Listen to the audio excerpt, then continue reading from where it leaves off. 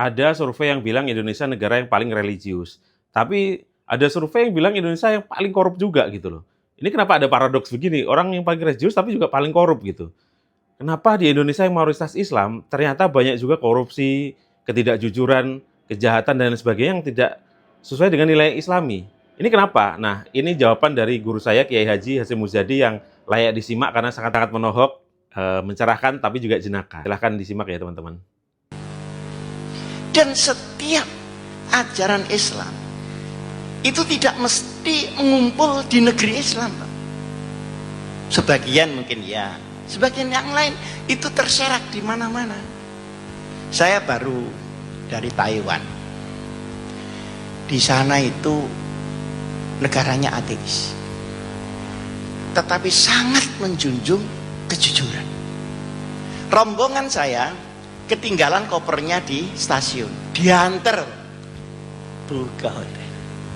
Ada teman saya juga yang HP-nya ketinggalan di taksi, kembali Pak. Ini negara ateis, jadi barang hilang itu kembali. Nah di Indonesia barang ada hilang, padahal semuanya bilang la ilaha illallah. Jadi nanti rapot kita itu seperti rapot di universitas begitu Pak. La ilaha illallah dapat 9, sholat dapat 6, mungkin puasa dapat 3, kejujuran ndok dan sebagainya. Jadi itu rinci begitu. Nah setiap item berada dimanapun dia akan menumbuhkan kerahmatan di tempat itu, sekalipun tempat itu bukan daerah umat Muhammad Rasulullah. Kita kalau ke Eropa itu tepat waktu. Mungkin bapak-bapak ini sudah pernah keliling dunia. Alhamdulillah saya keliling dunia sudah kemput Bu, seluruh negara sudah saya kunjungi kecuali yang belum. Kecuali kan boleh bilang begitu. Kalau di Eropa ketemu nanti di kantor jam 7, jam 7 kurang 5 menit pintu belum terbuka, jam 7 pagi pas baru dibuka. Tepat waktu itu kan Islam. Berada di negeri yang tidak Islam. Nah kita tepat waktu itu hanya satu, berbuka puasa. Kalau ini lihat ketawanya seperti pengalaman ini, kok bisa kalau rapat tidak tepat, malah kalau janji kepada orang daerah sebelah Afrika sana ruwet tuh. Kalau sudah dia bilang insya Allah itu banyak tidaknya. Kalau bilang bukro besok itu berarti tidak. Tuh kok bisa begitu? Maka al-hikmatu dhalatul mu'min iltaqataha ayyunama wajada. Jadi nilai Islam per item itu kadang penuh ada di negeri Islam, kadang di sini cuma separuh, yang sana kececer-kececer. Mungkin di sana kejujuran ada, la ilaha illallah tidak ada. Di sana kejujuran ada, orang semua makan babi. Tapi pada titik kejujuran akan mendapatkan rahmat, pada titik maksiat dia akan mendapatkan kerusakan di dalam umat itu. Di sini letak keadilan Allah. Nah ini Pak, yang paling sulit di antara umat Islam adalah menfaktakan ajaran yang dia dengar sendiri dan dia fahami sendiri. Di Pakistan itu ada satu tempat dipakai bergantian antara Syiah dan Sunni untuk khol. Setiap Sunni di situ dibom oleh yang Syiah, Syiah di situ dibom oleh orang Sunni. Terus bom ini ajaran siapa? Nah, kadang-kadang kita salah paham. Yang dimaksud udkhulu fis-silmi kafah ini banyak disederhanakan. Seakan-akan yang namanya kafah itu kalau negerinya disetempel Islam. Enggak. Kafah itu ketika orang Islam menjalankan ajaran Islam secara kafah. Contoh, Di Indonesia ini ada undang-undang zakat. Iya apa enggak?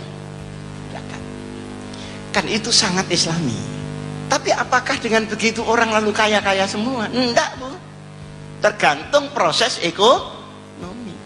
Begitu ada undang-undang zakat diumumkan, diundangkan, saya mengumpulkan orang untuk seminar zakat di Jakarta.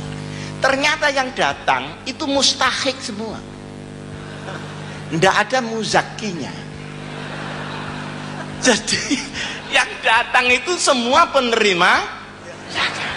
Tidak ada pemberi zakat. Akhirnya tukar menukar proposal sama melaratnya. Saya bercanda ini untuk apa? Untuk supaya kita bisa jelas melihatnya betapa Islam itu rahmatan lil alamin, dan betapa Islam akan menjadi ummah yang paling unggul ketika dia dilakukan, bukan dislogankan. Sehingga sekarang kita pergi ke Korea,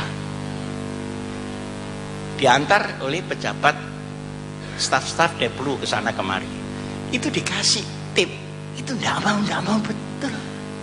Jangan Pak, saya sudah digaji oleh negara. Salah saya menerima. Saya paksa, Bu. Ya, saya cuma kopiah sama sarung aja saya kasihkan itu. Enggak mau betul. Kalau Bapak memaksa saya, berarti Bapak mencelakakan saya sampai saya malu, Pak. Loh, itu kok di Korea, Pak? Ya di Surabaya kok enggak begitu. Iki nek gak ngenei medhit rencane wong iku. Pahit. Iki boyo gak doyan iki. Saking pahite wis diuntal dilepeh maneh wong iku. Jadi ini bagaimana? Bagaimana ini?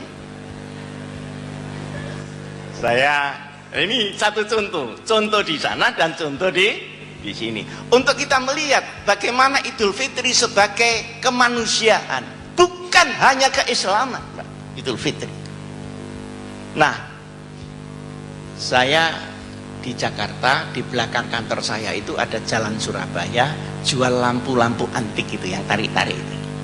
Nah, kalau antik harganya mahal, Bu, 2,5 juta. Nah, kalau yang baru, cetakan baru itu cuma 650. Saya minta yang kuno, Pak. Oh iya, tinggal satu, Pak Haji. Panggil saya Pak Haji.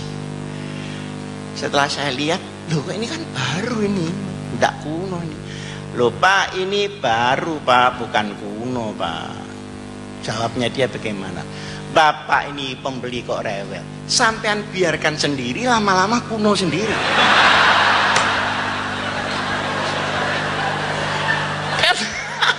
Ini bagaimana negeri kita ini bagaimana dengan ajaran yang selalu digembar-gemborkan itu bagaimana?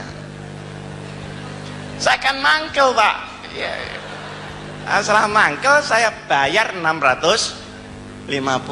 Loh kurang Pak Haji. Loh, ya kurangnya nanti kalau sudah kuno. Tahu rasa.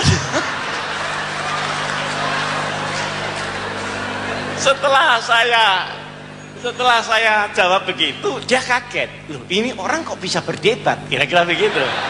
Dia kan merasa sudah diplomat paling ulung kan itu.